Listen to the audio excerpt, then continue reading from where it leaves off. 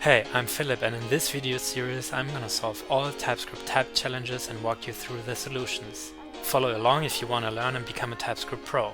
Next one, let's check it out on GitHub. Length of tuple. For a given tuple you need to create a generic length. Pick the length of the tuple. We have just arrays with however many items in them. I would say we don't even need a test, it's really easy. So, of t length, we just return that.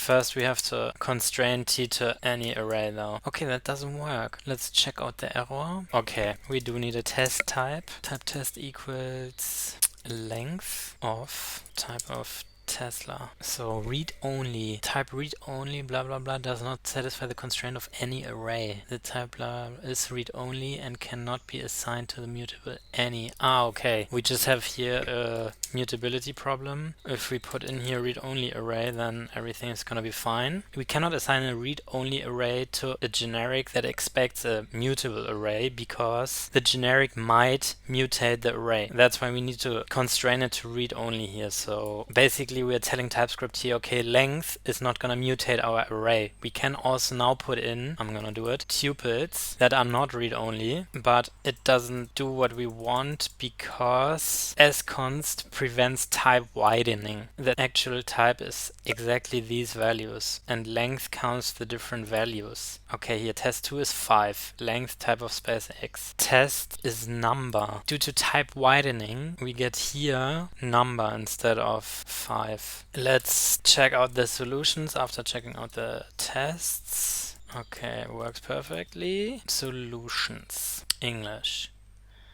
Type length, t extends read only any array, t length. Okay, that's easy. If this video was helpful to you, please like and subscribe. See you in the next one.